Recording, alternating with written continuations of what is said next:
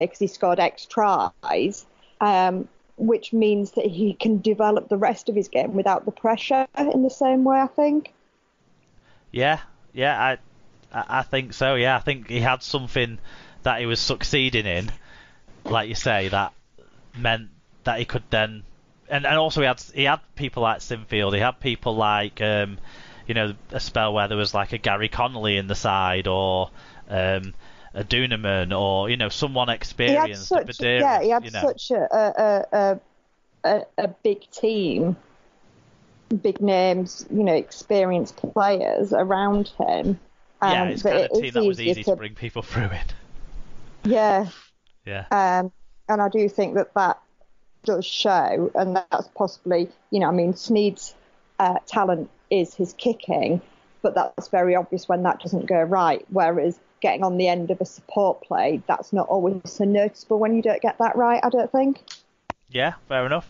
There's just a few players that I want to mention that we've not talked about yet. I think the Paul brothers deserve a mention. I think Henry Paul was one of the most naturally gifted ball players that I ever watched. And we've seen like Rangi Chase with the skills that he was able to show.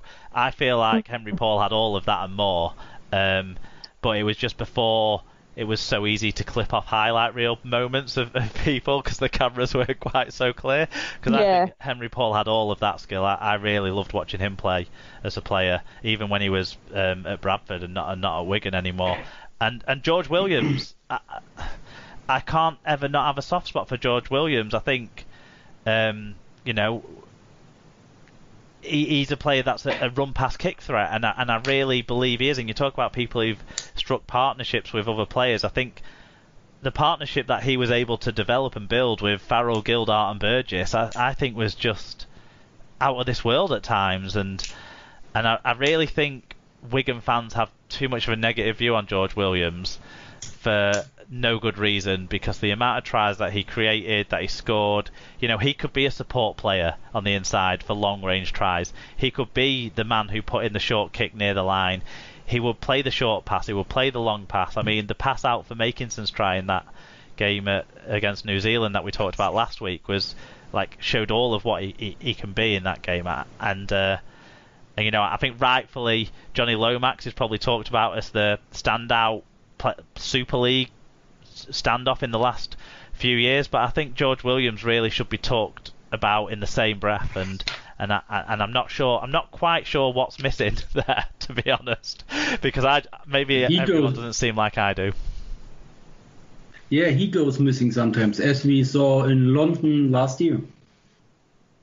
Yeah, I suppose there is that. Yeah, it's fair. He hasn't ever probably made that step to be the dominant player that maybe Wigan needed him to be, but like we were just talking about, Maguire didn't need to be yet until the back end of his career, and so he had more time to develop that role. I don't know, but there you go. Right, okay.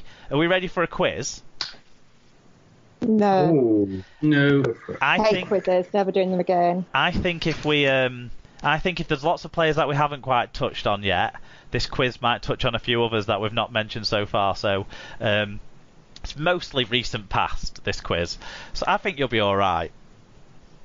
I've come up with names for the rounds. So we've got 4 rounds to go through. There's a question for you each in the first 3 rounds, and then the final round is a chance for everyone to kind of do it so that we can pick a winner if you've all got the same amount of points, basically. So round 1's called At Sixes and Sevens. Round 2 is called Half-Life. Round 3 is called Half the Story. And round 4 is called Golden Point. So we're gonna each one. I've got a question for you both. I'll do it in alphabetical order. So Karsten, Sarah, Tim. So is that right? S is before T, isn't it? Yeah. Yeah. It was last week anyway. So round 1, At Sixes and Sevens. According to the Rugby League Project website, did this player start more games in the 6th spot, aka playing standoff or 5'8" if you're Australian, or in the 7th spot, aka scrum half or halfback if you're Australian, during their club playing careers. So I've picked out a player who's played for each of your respective sides, and all I need you to do, all you have to do is tell me if they started more games as a standoff or as a scrum half. So it's a 6 or a 7. You just need to say 6 or 7. Okay? So, does anyone need a recap on the rules of round 1? No. No. No. So, we start with you, Karsten. And the player I'm asking you about is Jonathan Thurston. Now, during his club playing career, so not just the Cowboys, his entire club playing career, but during his club playing career, did he start more games at 6 or more games at 7? It's 7. It is 7. 232 at 7, but 99 at 6, which I thought was remarkable, because when I watch his highlights, there's so many where he's wearing the 6 shirt, but there you go. So, Karsten, you're off the mark with the first one. Sarah, your player from Hull FC is Richard Horn. I knew it was going to be Richard Horn. Did he play more games in the 6? Did he start more games in the 6 position or in the 7 position?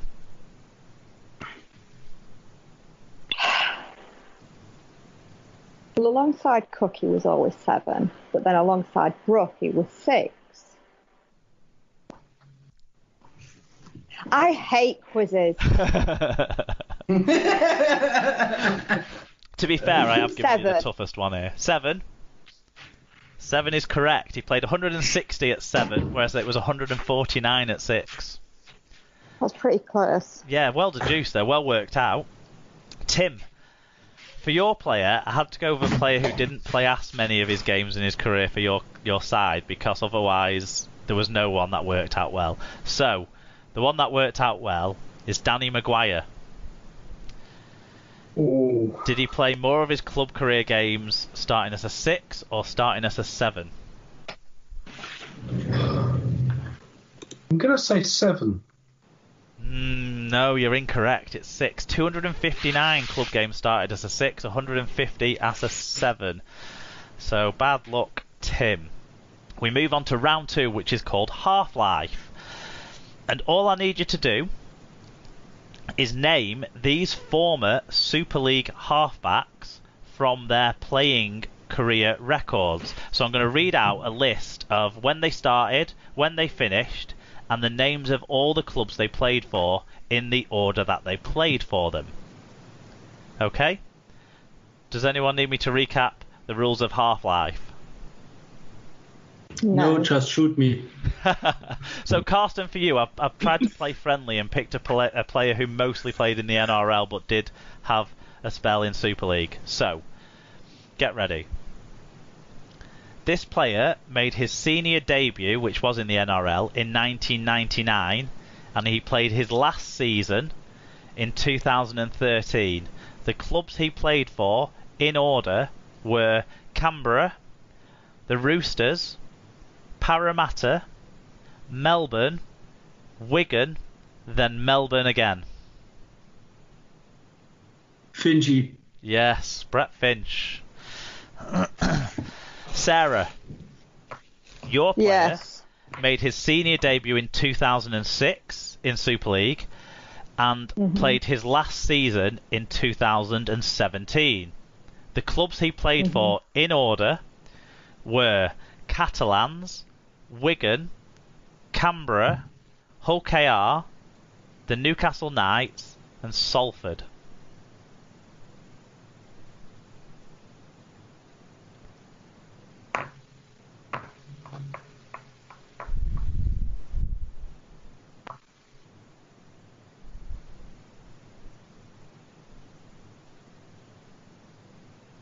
Did he go from Catalans to Wigan, did you say? Yes, Catalans, Wigan, Canberra, Hull KR, Newcastle Knights, Salford.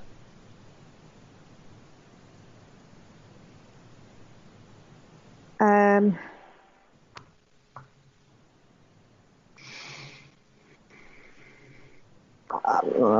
really struggling. I'm going to go for Dobson, but I don't think it is. It is Dobson.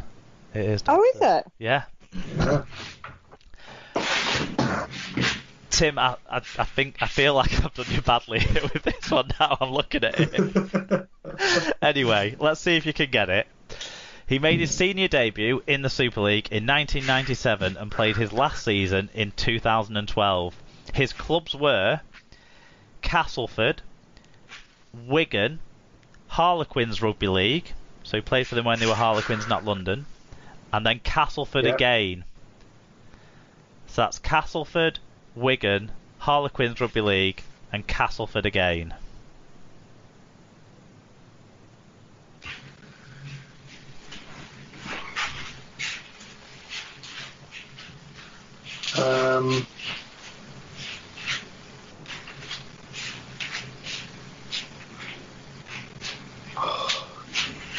Not Richard Owen. No, he was a fullback. No. I'll let you have a second guess, because I feel like this is the cruelest one.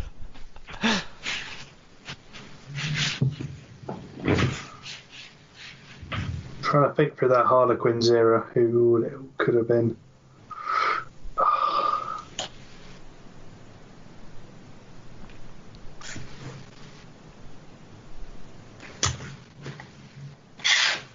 Not Luke Dawn? No, it was Danny Orr. Yeah. Okay, you can still come back into it. You've still got a chance with 2 rounds left to go. The next round is half the story. Okay? So what I've done is I've picked out the Wikipedia intros to 3 halfbacks who've all played in Super League. Now, these Wikipedia intros, I've removed the name of any clubs, countries, or competitions. And you need to tell me which halfback I'm describing. So where there's a name of a club, a player, a competition, then or a country, I've replaced it with the word blank, and you have to tell me which player it is from what you're gonna from what's left. So half the story. Does anyone need a recap of the rules? No. So we start with you, Karsten. Okay. Blank is a blank international rugby league footballer who plays as a scrum half and a standoff for blank in blank. Blank proudly sports a 1980s Australian-style mullet. Whilst this is not everyone's cup of tea, and some would say it's rather dated, it has become part of Blank's signature style. The mullet is not only a fashion accessory, it also helps cover an oddly shaped cranium, which Blank is not fond of. He previously played for Blank and blank in blank and blank in blank. Hastings. Jaco Hastings.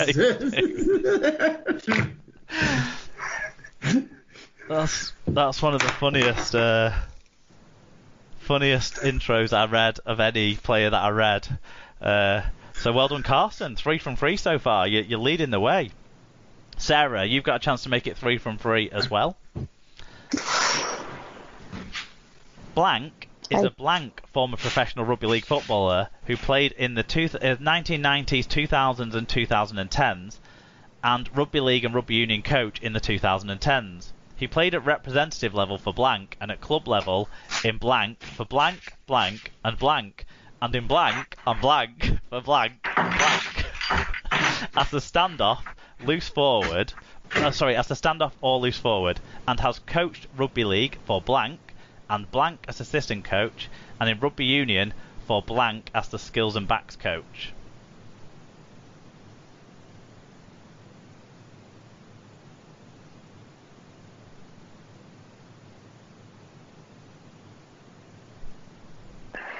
Do you want me to read it again?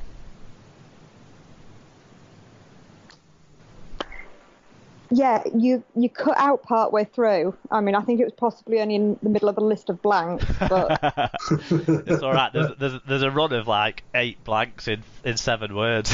I don't know how. Right, so blank is a blank former professional rugby league footballer who played in the 1990s, 2000s and 2010s, and rugby league and rugby union coach of the 2010s. He played at representative level for blank and at club level in blank for blank, blank and blank, and in blank and blank for blank and blank, as a standoff or loose forward, and has coached rugby league for blank and blank as assistant coach and rugby union for the blank as skills and backs coach.